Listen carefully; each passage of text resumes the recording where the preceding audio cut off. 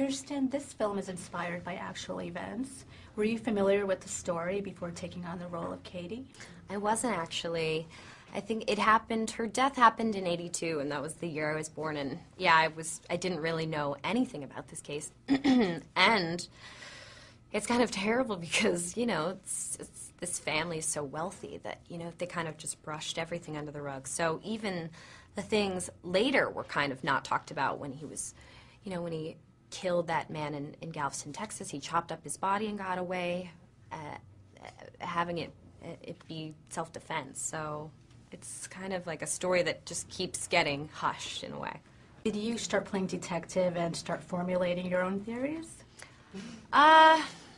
You know, I just had to worry about, like, what she was going through and why she would stay and the choices she made and try and make them, you know, she was a smart lady, you know, she went to medical school, so I didn't want her to be a victim, which I think this part could have been very easily.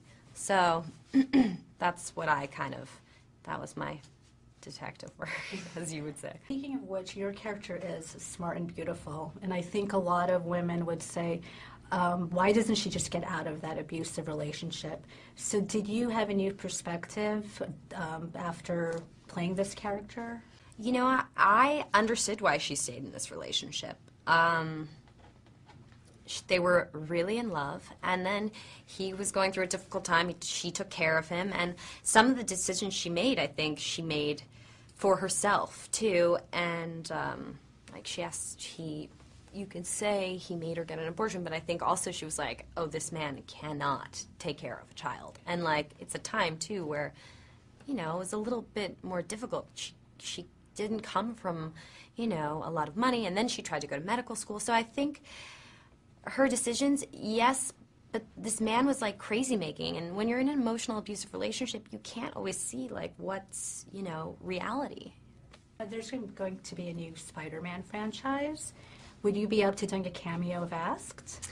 Oh, no one's ever asked me about it, but I really like all the people that are going to be in the movie a lot. They're really great actors, so I don't think they'll ask. I think it'd be weird.